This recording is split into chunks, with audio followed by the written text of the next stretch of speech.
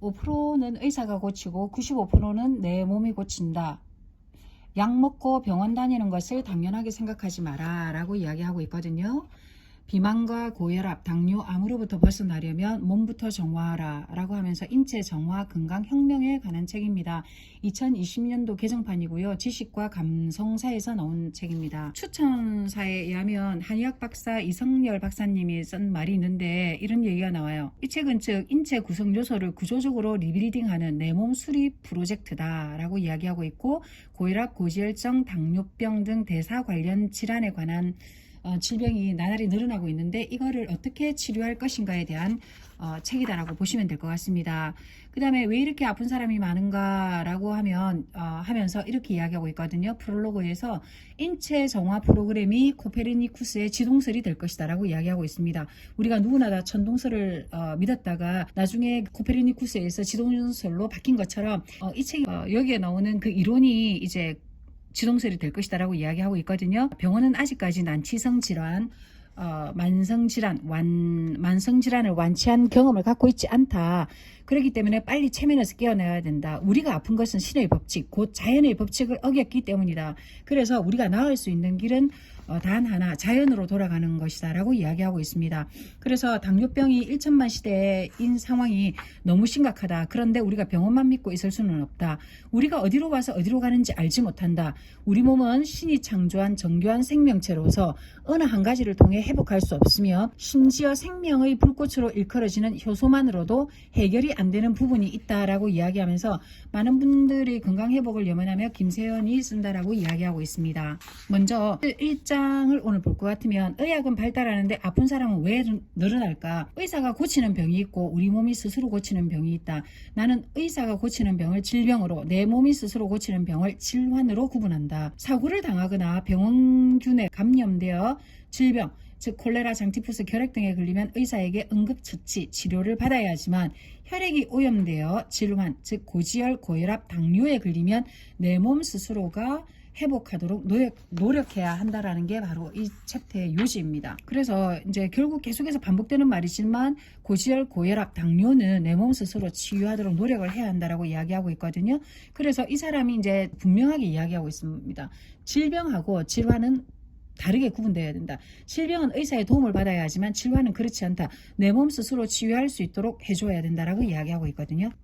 그래서 이제 한 번 더 정의를 내리고 있습니다. 질병은 의사의 도움을 받아 치료해야 하는 병으로 세균이나 박테리아, 기생충 등에 감염된 병을 말한다. 그 다음에 콜레라, 장티푸스, 결핵 등과 같이 전염병, 즉 그 다음에 사고 등은 응급처치가 바로 이에 속한다라고 이야기하고 있으며, 질환은 내 몸 스스로 치유할 수 있는 병으로 혈액이나 세포의 오염 및 호르몬의 부조화로 인한 병을 말하는데, 비만, 고지혈, 고혈압, 당뇨, 협심증, 심근경색, 뇌경색, 척추 협착증, 갑상선 기능 저하 및 항진증, 아토피, 우울증, 조울증, 류머티즘과 같은 대사질환은 바로 그냥 질환이다라고 이야기하고 있습니다. 그 다음에 이제 이 책에서는 이제 효소를 이야기하고 있거든요.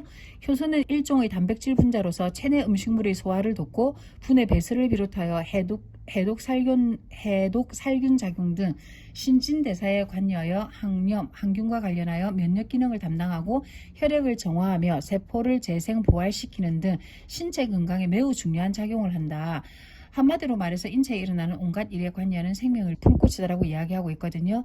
그래서 우리가 이제 화학 첨가물을 먹을 것이 아니라 효소를 먹어야 된다라고 이야기하고 있습니다. 그래서 이제 이 책은 숨 쉬는 것만으로도 몸이 망가질 수 있다라고 이야기하면서 공기로 유입되는 수입 외에 치아 충전적인 아말감 등을 통해 인체에 축적되는 수은도 무시할 수 없는데, 이렇게 인체에 들어온 수은 정독을 일으켜 뇌 세포를 죽게 만든다라고 이야기하고 있습니다. 그 다음에 수은은 특히 간 기능이 취약한 아동에게 큰 피해를 입히는데 최근 들어 빈도가 높아진 아동 자폐의 주범으로 지목되고 있다라고 이야기하고 있습니다. 그 다음에 이제 팝콘도 이 사람은 주의하라고 이야기하고 있거든요. 팝콘에서 풍기는 달콤한 버터 향, 휘핑크림에서 풍기는 부드러운 우유향 등 거의 모든 향기가 몇 가지 석유 화합물을 섞어 인공적으로 만들어낸 것이다. 그래서 이러한 향을 가까이 할 경우에 폐에 심각한 손상을 일으키기 때문에 인체의 면역력을 떨어뜨리기 때문에 멀리해야 된다라고 이야기하고 있습니다. 그 다음에 실내 공기를 정화시켜 줄 것으로 믿고 있는 향초는 자동차 한 대를 방 안에서 공회전시키는 것 같은 오염 물질을 발생시킨다라고 이야기하고 있습니다. 그래서 대기 오염은 생태계를 교란시키지만 직접적으로 인체의 호흡기와 심혈관계의 자율신경을 손상시키며 인체의 면역력을 저하시키고 혈액의 점도를 높인다. 그래서 이제 더러운 피가 몸에 돌다가 대사질환을 일으킨다라고 이야기하고 있거든요. 그 다음에 우리가 죽은 동물의 공격에서는 지방이고 살코기고 간에 육식은 인간의 몸에 부담을 주기 때문에 자제해야 된다라고 이야기하고 있습니다.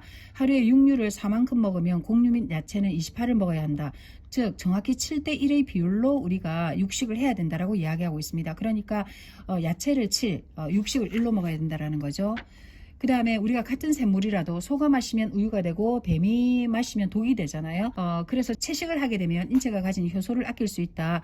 반면 육류를 소화하기 위해서는 심장, 신장, 간 등의 무리하게 대사 효소까지 끌어와야 할 정도로 효소를 많이 필요로 한다. 대사 효소의 부족은 각종 질환의 원인이 된다라고 이야기하고 있습니다. 그래서 인간보다 낮은 체온의 육류를 먹어야 되는데 소나 돼지는 인간의 체온보다 약간 높다고 합니다. 그래서 닭을 예를 들었는데 닭은 40도씨를 웃돈다고 이야기해요. 그래서 닭 삶은 물을 하수구에 버리면 그 하수구에 구멍이 막힌다라고 하거든요. 이게 신체에 들어가면 정말 끔찍하다라고 이야기하고 있습니다. 그래서 우리 온도보다 낮은 육식을 해야 되는데 이제 그렇게 하면서 예를 들고 있는 게 뭐냐면 오리를 이야기하고 있거든요. 그 다음에 생선회는 효소가 파괴되지 않기 때문에 그중 나은 육류다라고 이야기하고 있습니다. 그래서 일단은 오리나 뭐 생선회 이거는 육식은 괜찮은데 나머지는 좀 좋지 않다라고 이야기하고 있습니다.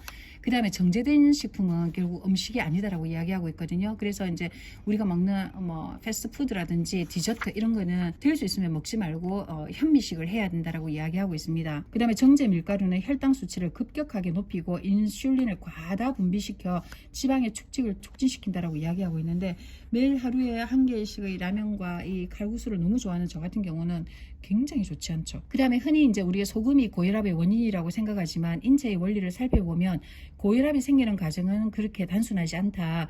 고혈압이란 우리가 알듯이 병의 일종이 아니라 오염된 혈관 때문에 피의 순환이 자유롭지 않은 상태를 벗어나기 위한 인체의 자정 노력이라고 할 수 있다.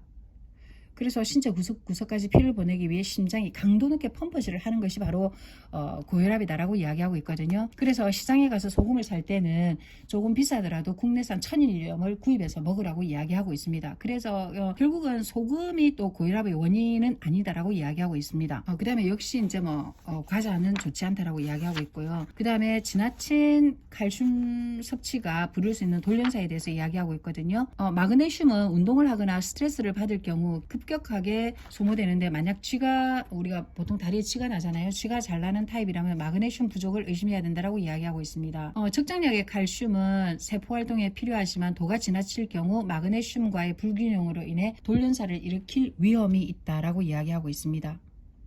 그래서 마그네슘은 칼슘과 짝을 이루어 근육의 활동을 통제하는 역할을 하는데 우리가 근육에 힘을 주면 혈액에 있던 칼슘이 근육세포 속으로 흘러들어가 근육을 수축시키는데 이때 세포 안에 있던 마그네슘이 세포 밖으로 흘러나와 자연스럽게 근육을 이완시키게 된다라고 이야기하고 있습니다. 그 다음에 마음의 스트레스에 대해서 이야기하고 있고요. 그 다음에 건강하게 살기 위해서는 마음을 느긋하게 갖고 세상을 이해하는 마음이 필요하다라고 이야기하고 있습니다. 미네랄과 효소가 포함된 식품을 섭취하고 물을 많이 마셔서 피로 물질을 씻어내야 한다라고 이야기하고 있거든요. 그 다음에 이제 중요한 말이 나오는데 약의 어원은 곧 독이다. 고대 그리스에서 약이라는 단어와 독이라는 단어가 같은 의미로 쓰였다라고 이야기하고 있거든요. 신이 우리를 창조할 때 하나의 우주로서 창조했다. 우주의 시계의 초침이 흘러가듯 일정한 법칙에 의해 움직인다. 아침이 되면 해가 뜨고 밤이 되면 달이 뜬다. 이것은 우주가 만들어진 이후 한 번도 변하지 않는 우주의 원리다. 우주가 순환 운동을 하듯이 우리 몸 역시 항상성 운동을 하고 있다. 항상성이라고 하는 것은 우리 몸이 정상을 향해 움직이도록 하는 현상을 말하는데 이게 바로 뭐냐면 자연치유력이라고 이야기합니다. 그래서 몸이 열이 날 때는 아무것도 먹지 않고 열이 다 빠져나갈 때까지 휴식을 취하는 것이 가장 좋은 치유법이다라고 이야기하고 있거든요. 그래서 이제 동물도 몸이 아프면 아무것도 먹지 않고 않고 가만히 누워 있잖아요. 그래서 우리도 이제 몸이 아프면 열이 나고 하는데 이게 열이 바로 이제 자가 치유 능력을 하고 있는 중이다라고 이야기하고 있습니다. 그래서 이제 병균을 무찌르느라고 한창 열을 올리고 있다라고 이야기하고 있거든요. 그래서 몸이 아플 때는 마음껏 아픈 것이 가장 좋은 것이다라고 이 사람은 이야기하고 있습니다. 그 다음에 이제 운동 부족이 체온을 떨어뜨리기 때문에 운동이 이제 필요하다라고 이야기하고 있거든요. 그 다음에 무력감, 우울증 등 현대인을 괴롭히는 마음의 질환은 대부분 몸을 움직여 땀을 흘리지 않기 때문에 발생하기 때문에 노동력이 얼마나 중요한지에 대해서 이야기하고 있습니다. 그래서 이 사람은 인체 정화 외에는 대안이 없다. 그래서 당뇨, 심장병, 중풍, 암의 대부분은 인체에 쌓인 노폐물을 해결하지 못해서 발생하는 것이다. 라고 이야기하고 있습니다. 그래서 뼈를 상하지 않게 하면서 해독에 성공할 수 있는 방법은 복합 발효 배양물을 바탕으로 하는 인체 정화밖에 없다라고 이야기하고 있거든요. 그래서 이제 인체 정화 프로그램에는 뭐냐면 탄수화물하고 지방을 당분간 끊고 소화기관에 휴식을 주면서 복합 발효 배양물의 개입을 통해 건강한 방식으로 지방세포의 연소를 유도한다라고 이야기하고 있습니다. 그래서 이제 인체 정화 방식에는 부분 해독하고 정화식, 전신 해독으로 나뉜다라고 이야기하고 있거든요.